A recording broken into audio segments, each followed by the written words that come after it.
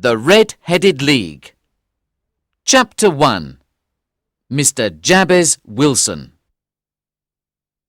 One Saturday morning, I went to visit my friend Sherlock Holmes, but he already had a visitor.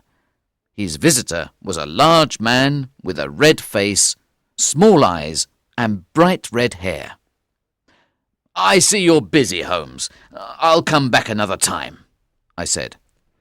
"You came at the perfect time, my dear Watson," said Holmes warmly. "I thought you were busy," I said. "I am busy. Very busy," he replied. "I'll wait in the other room," "No," said Holmes, and he turned to the visitor. Dr. Watson helped me in many of my most successful cases, Mr. Wilson. I'm sure he can help me with your case, too." The large gentleman got up from his chair and said, "I'm very pleased to meet you, Dr. Watson." Then we all sat down. "I know you like unusual, difficult cases, Watson, and this case is very unusual. Mr. Wilson, please tell your story to Dr. Watson." Mr. Wilson took an old, dirty newspaper out of his pocket and began looking at the advertisements in it. I watched him carefully. From his clothes, I saw that he was an ordinary British shopkeeper. Holmes saw me watching the old man. He smiled and said, "I see you're trying to be a detective, Watson. Well, it's clear that Mr. Wilson was a workman in the past, and he also lived in China for some time. Recently, he did a lot of writing." Mr. Wilson was very surprised. "How do you know all these things, Mr. Holmes?" "You are right. In the past, I was a workman." "Your hands show it, Mr. Wilson," Holmes said. "Your right hand is bigger than your left. You used your right hand a lot." "But how did you know that I wrote a lot recently?" "I looked at the sleeves of your shirt, Mr. Wilson. The material of the right sleeve is much thinner. That shows you were writing at a desk." "And how did you know that I lived in China?" "You have a tattoo of a pink fish on your right hand. That tattoo is only done in China. You see, I like studying tattoos. And there is a Chinese coin on your watch chain." Mr. Wilson laughed loudly and said, "At first I thought you were extremely clever, but perhaps it wasn't so difficult after all." Holmes looked at me and said, Sometimes I think that it's better not to explain my methods, dear Watson." He turned to Mr. Wilson and said, "Did you find the advertisement?" "Yes, here it is," he said, pointing to it with his big red finger. It was an advertisement in the Morning Chronicle of 2 months before. The Red-Headed League. Man needed for new job at League. Pay £4 a week. Work office-based. Job only open to people with red hair. Come to Red-Headed League offices, 7 Pope's Court, Fleet Street, London, at 11 o'clock Monday morning. Duncan Ross.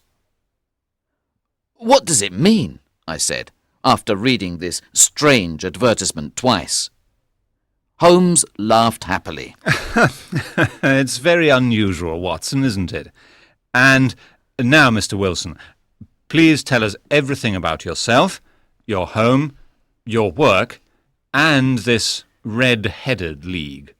"Well, I have a shop below my house at Saxe-Coburg Square in London. It isn't a very big business, and I don't make much money now. I only have one assistant in the shop. Luckily, he wants to learn the business, so he accepts half pay." "What is your young assistant's name?" asked Holmes. "His name is Vincent Spaulding, but he's not very young. He's an excellent worker, and he can make more money in another shop, but he's happy with me." "It's unusual to have an excellent assistant," said Holmes. "Tell me more about him." "Spaulding loves photography and spends a lot of time in the cellar developing his pictures. He's sometimes in there for hours. but he's a very good worker. Are there any servants in your home? There's a young girl. She cooks and cleans the house. She, Spaulding and I, are the only people in the house. My wife is dead, and I have no children. About 2 months ago, Spaulding came into my office with this newspaper in his hand and said, "I'm sorry, my hair isn't red." I asked him why, and he said, "Well, with red hair I can get an easy job and make a lot of money. Look at this advertisement. The Red-Headed League is a club for men with red hair, and it's offering a job to men with red hair. You should apply for the job. You have bright red hair." I asked him, "What's the pay?" He said, £4 a week, and you can easily continue working here. Well, Mr. Holmes, £200 a year is very useful to me, so I asked Spaulding for more information. He showed me the advertisement and said, "I've heard that the club's money came from a rich American, Ezekiah Hopkins. He was a strange man with red hair. He died and left all of his money to the Red-Headed League. The money is used to give easy jobs to men with red hair." "But thousands of men have red hair," I said. "I can never get the job." "No, Mr. Wilson," said Spaulding. "The Red-Headed League gives jobs only to people from London. Ezekiah Hopkins was born in London and he loved this city. Also, only men with bright red hair can get these jobs. The club doesn't accept men with dark red hair or light red hair. You can get the job easily." Chapter 2. An Unusual Job. I decided to ask Spaulding to come with me to the Red-Headed League's offices, Said Mr. Wilson. I closed the shop for the day and we went to Fleet Street. Spaulding was happy to have a holiday. Fleet Street was full of red-haired men, and Pope's Court looked like a basket of oranges. But few men had bright red hair like mine. Spaulding pushed through all the people and we got to the office. There was little furniture, 2 uncomfortable chairs, a kitchen table and a bookcase. A small man with bright red hair sat at the table and spoke to lots of red-headed men. He said no to all of them, and then he talked to me. He was friendly and closed the door of the office behind us. "This is Mr. Jabez Wilson," said my assistant, "and he would like the job in the League." "His hair looks fine," the man said. "but is it real? We must be careful." He suddenly took my hair in his hands and pulled it. I cried out because he hurt me. "You have real tears in your eyes. This means your hair is real. Congratulations! The job is yours." He shook my hand warmly and said, "My name is Duncan Ross, and I am the secretary of the League. When can you begin?" "Well, I have a business already," I said. "Oh, don't worry about that, Mr. Wilson," said my assistant. "I can look after the shop for you." "What are the working hours?" I asked Mr. Ross. "From 10 o'clock in the morning until 2 o'clock in the afternoon." "You see, Mr. Holmes, I do most of my work in the evening. I could easily work for Mr. Ross in the morning, and I knew Spaulding could look after the business in the morning." "Those hours are fine," I said happily. "What must I do?" Your job is to copy the Encyclopedia Britannica. You must bring your own pen, ink and paper, and you must never leave the office until 2 o'clock. Can you start tomorrow? "Certainly," I answered. The next morning I bought some paper and started working at Pope's Court. Mr. Ross showed me the beginning of the letter A in the Encyclopedia, and then he left. Every day I finished work at 2 o'clock. Each week Mr. Ross gave me £4 in gold. This continued for about 8 weeks, and I nearly finished copying the letter A. Then, suddenly, everything ended. Ended? Asked Holmes. Yes, It happened this morning. I went to work at 10 o'clock, but the door was locked. There was a notice on the door that said, "The Red-Headed League does not exist anymore. 9th of October, 1890. Sherlock Holmes and I started laughing. I can't see anything funny. Said Mr. Wilson angrily. If you think this is funny, I'll leave. No, Cried Holmes. your case is very unusual, but there is something a bit funny about it. Please, Mr. Wilson, continue. I asked the people in the building, but no one knew about Mr. Duncan Ross or the Red-Headed League. I was angry and confused. What did you do then? Asked Holmes. I went home to Saxe-Coburg Square and told Spaulding. He was surprised and did not know what to say. So I decided to come to you, Mr. Holmes, because I don't want to lose £4 a week. This is possibly a very serious case. Said Holmes. Of course it's a serious case. I'm losing £4 a week.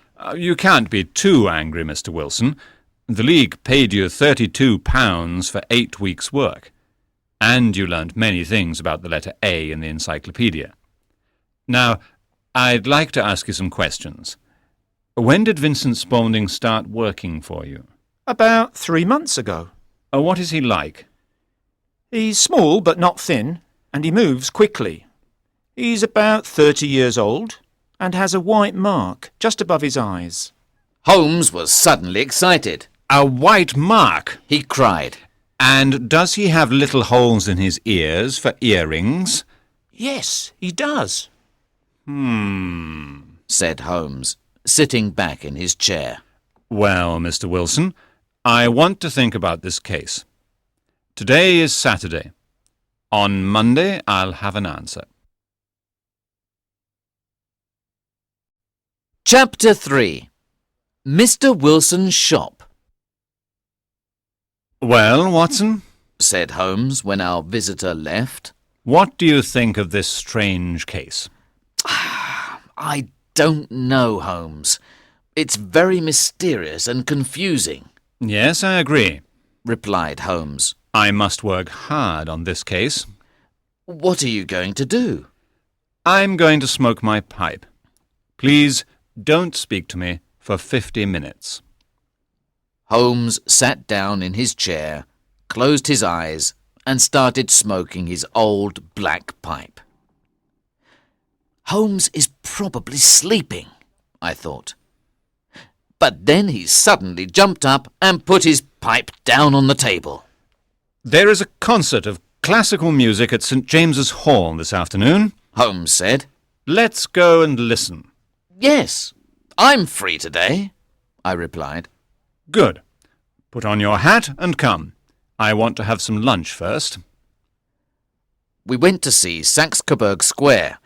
It was quite poor and ugly. There was some grass in the middle of the square and old houses around it. One of them had a shop window and shop door, as well as a house door. Outside the shop, we saw a sign with the name Jabez Wilson painted in big white letters. This was Mr. Wilson's shop. Holmes stopped and looked at the shop for a moment. Then he stood in front of the shop and hit the large stones of the street with his walking stick. Finally, he knocked on the shop door.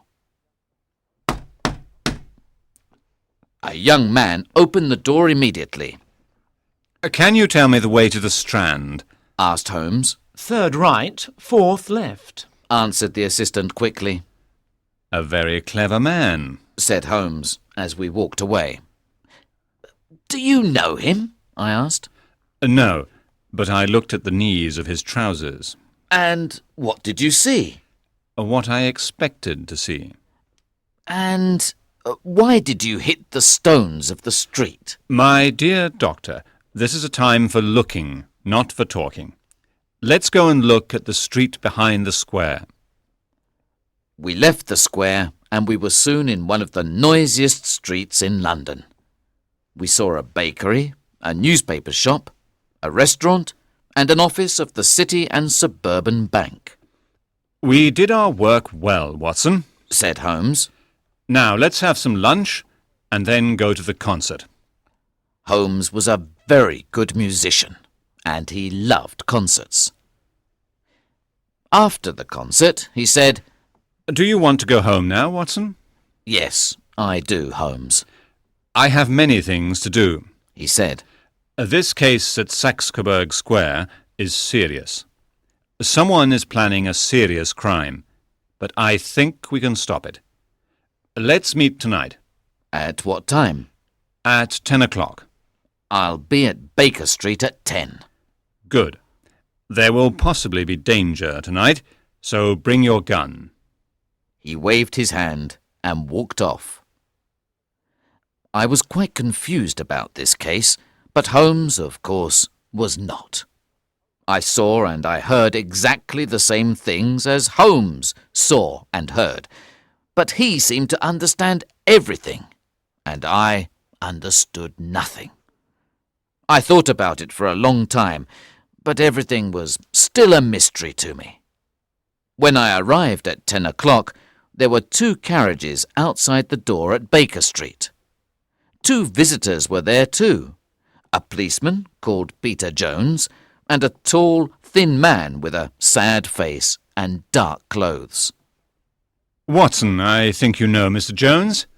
Let me introduce you to Mr. Merriweather, the director of the City and Suburban Bank. He is going to be part of our adventure tonight.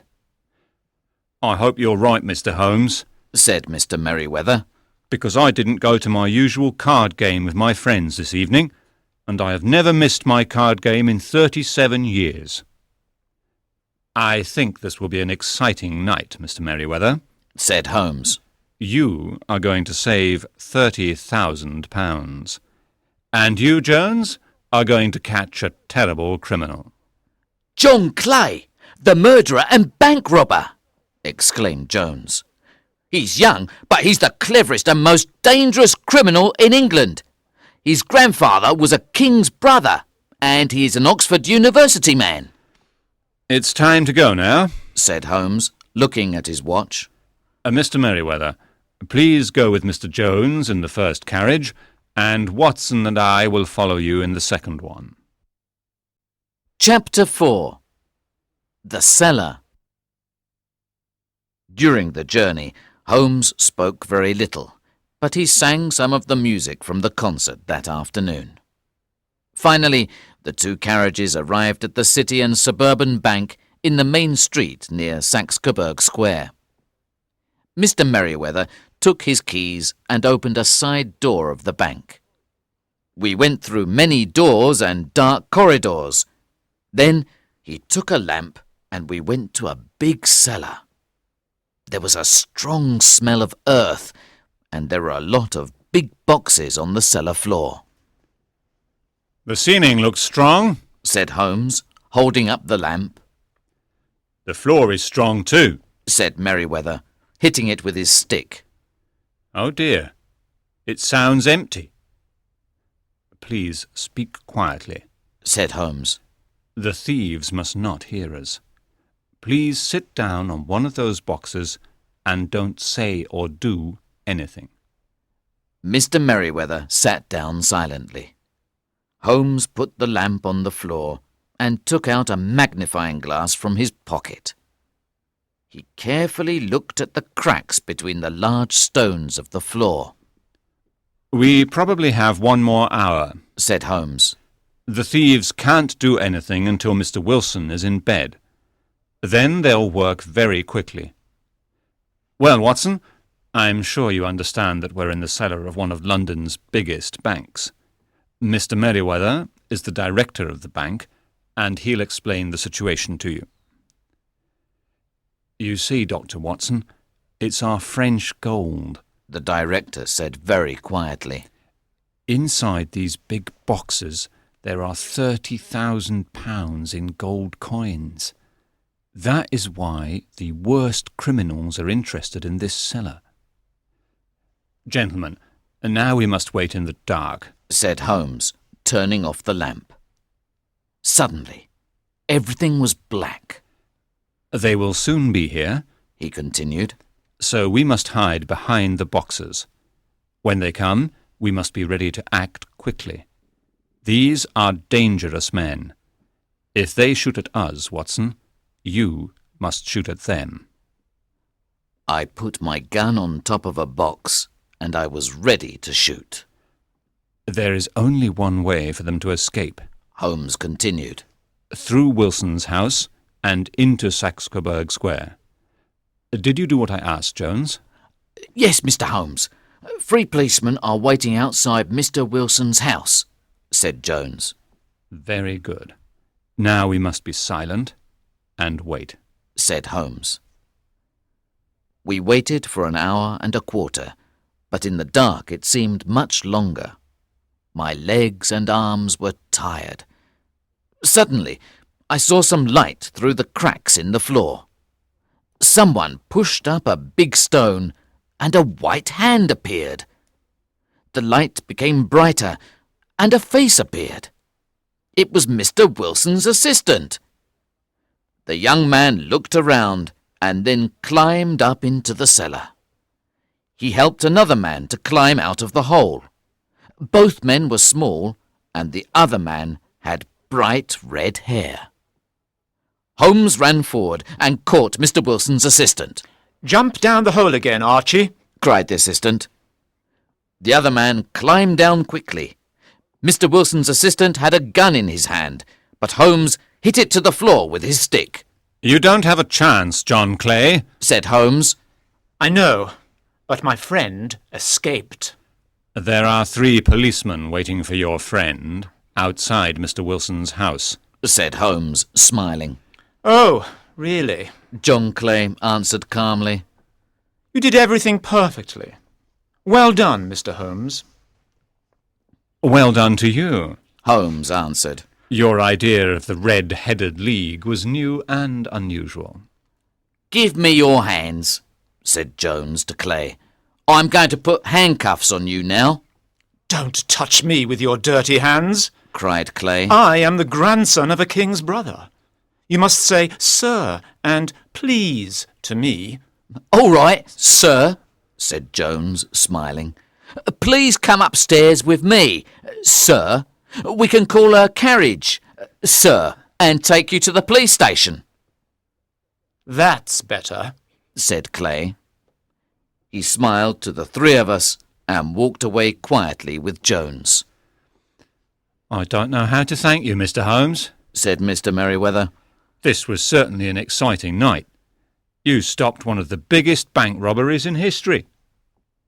This was a very interesting case, and I enjoyed it, said Holmes. In the early hours of the morning, Holmes and I returned to Baker Street. You see, Watson, Holmes said, drinking his cup of tea. The reason for the Red-Headed League was very simple. Clay and his friend Duncan Ross wanted to get Mr. Wilson away from his shop for several hours every day. But how did you know that they were planning a bank robbery? I asked. Well, Watson, I thought of the assistant's hobby, photography. We knew that the young man spent a lot of time in the cellar developing his pictures. Mr. Wilson described Vincent Spaulding to me, and I knew immediately that he was John Clay, the famous bank robber. Clay was doing something in Mr. Wilson's cellar. He was in the cellar for several hours a day for many weeks. And what was he doing? He was digging a tunnel to another building. You were surprised when I hit the stones in Saxe-Coburg Square with my stick. Well, I wanted to know if the tunnel was in front of the house or behind it. Then I rang the bell. I didn't go into the shop because I only wanted to see Spaulding's trousers. The knees of his trousers were dirty with brown earth. When I discovered that the City and Suburban Bank was behind Mr. Wilson's house, I suddenly understood everything. But how did you know that the robbery was tonight? I asked him. My dear Watson, They closed the League office because they weren't interested in Mr. Wilson's work anymore. So I knew the tunnel was finished, and they had to use it soon. Saturday night was the best time for them because no one could discover the robbery until Monday morning. So I knew the robbery was tonight. You solved this mysterious case beautifully, Holmes, I said. Thank you, Watson. Well, at least this case wasn't boring.